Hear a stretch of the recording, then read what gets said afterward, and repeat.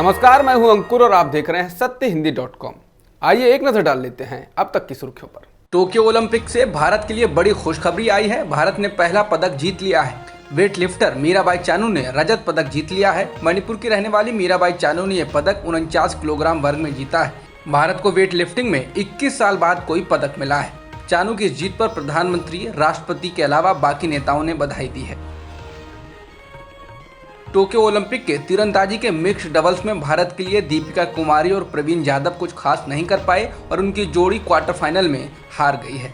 भारतीय जोड़ी को दक्षिण कोरिया की एन सेन और किम जे देओक की जोड़ी ने 6-2 से हरा दिया। कर्नाटक के मुख्यमंत्री बीएस येदियुरप्पा के 26 जुलाई तक इस्तीफा देने की चर्चाओं के बीच मुख्यमंत्री पद के दावेदारों की दिल्ली दौड़ तेज हो गई है। उधर लिंगायत समुदाय के संतों का विरोध जारी है। लिंगायत संतों के एक प्रतिनिधि मंडल ने कुछ दिन पहले येदियुरप्पा से मुलाकात की थी। इस बीच लिंगायत समुदाय के संत श्री संगना बसवा स्वामी ने कहा है कि बीएस येदियुरप्पा को हटाए जाने के पीछे आरएसएस की साजिश है, क्योंकि ये जाति आधारित संगठन है और इसके बाद उदार मन वाले नेता नहीं है। उन्होंने चेताया कि अगर बीजेपी येदियुरप्पा को हटाती है तो वो कर्नाटक में अपना वजूद खो देगी और इसका फायदा जेडीएस या कांग्रेस को होगा।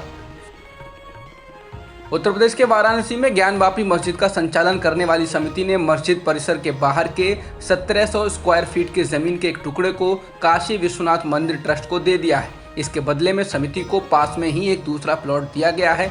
ये 1000 स्क्वायर फीट का प्लॉट है। हालांकि दोनों की कीमत बराबर ही बताई जा रही है। मस्जिद के बाहर की जमीन के टुकड़े की मांग ट्रस्ट ने कुछ साल पहले कॉरिडोर प्रोजेक्ट के लिए की थी। बता दें, काशी विश्वनाथ मंदिर और ज्ञानवापी मस्जिद का मुद्दा इस समय सुर्खियों में है, क्योंकि बनारस कोर्ट में इसको लेकर हिंदू और मुस्लिम पक्ष की अदालती लड़ाई चल रही है। हालांकि इस कदम को मुस्लिम पक्षकारों की बड़ी पहल माना जा रहा है। पूर्व प्रधानमंत्री डॉक्टर मनमोहन सिंह ने कहा है कि आर्थिक सुधारों की उपलब्धियों पर खुश होने के बजाय हमें अपने अंदर झांकना चाहिए और नई चुनौतियों को देखते हुए अर्थव्यवस्था की प्राथमिकताएं तय करनी चाहिए। मनमोहन सिंह को भारत के आर्थिक सुधारों का पुरोधा माना जाता है, जिन्होंने वित्त मंत्री के रूप में 1991 में इन सुधारों की नींव रखी थी।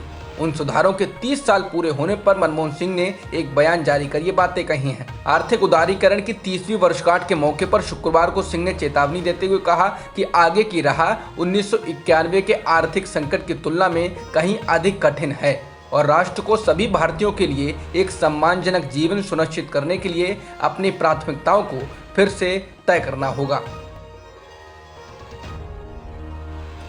पूर्व पीएम मनमोहन सिंह के अलावा बीजेपी के वरिष्ठ नेता और राज्यसभा सांसद सुब्रमण्यम स्वामी ने भी अर्थव्यवस्था को लेकर चिंता जताई।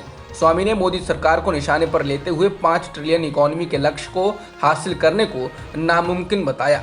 स्वामी ने कहा कि अगर मैं 2019-20 से 2024-25 तक देश की जीडीपी को दोगुना करके $5 ट्रिलियन करने की बात करता हूं, तो इसके लिए मुझे हर साल जीडीपी विकास दर 14.8 प्रतिवर्ष की जरूरत होगी। और अगर मैं ये कहूं कि मौजूदा आर्थिक नीति उस दर को कभी हासिल नहीं कर पाएगी, तो क्या मैं मोदी सरकार के खिलाफ बोल रहा हूं? उन्होंने पूछा कि क्या मुझे गैलीलियो वाली समस्या है।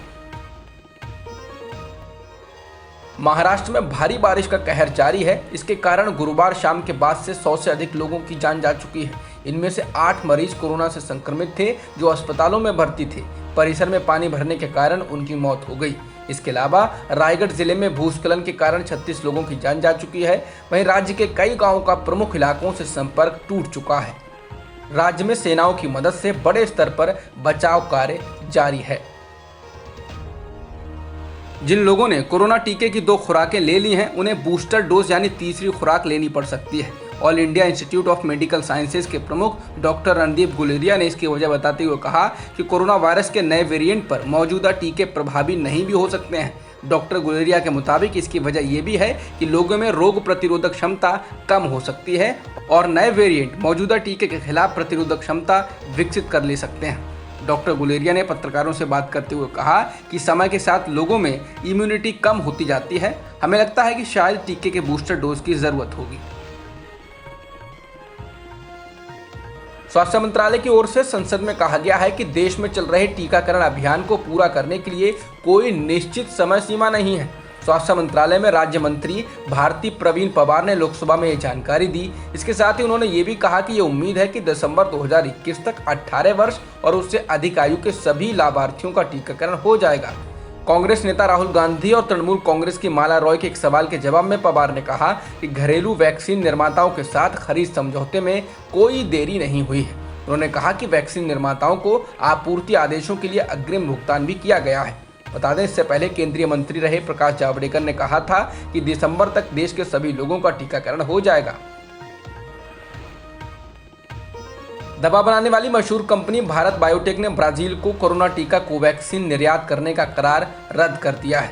ब्राजील के राष्ट्रपति जेयर बोल्सोनारो पर भारतीय बायोटेक से मिलकर घपला करने का आरोप लगा था और वहां बड़े पैमाने पर आंदोलन हुआ था। ब्राजील के संसद ने इस मामले की जांच के लिए कमेटी बना दी है। भारत बायोटेक ने एक बयान में कहा है कि कंपनी ने ब्राजील की 2 कंपनियों से हुआ करार तुरंत प्रभाव से रद्द कर दिया है। इसके बावजूद भारत बायोटेक ब्राजील की दवा नियामक संस्था ANVISA के साथ मिलकर काम करती रहेगी और कोवैक्सीन की अनुमति के लिए कोशिश करेगी।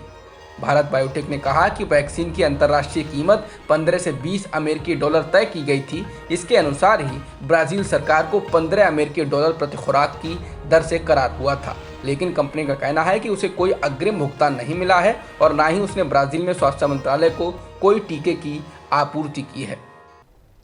अब तक की खबरों में इतना ही। बाकी खबरों के लिए बने रहिए सत्यहिंदी.com के साथ। सत्य हिंदी का ऐप डाउनलोड करें गूगल प्ले स्टोर पर।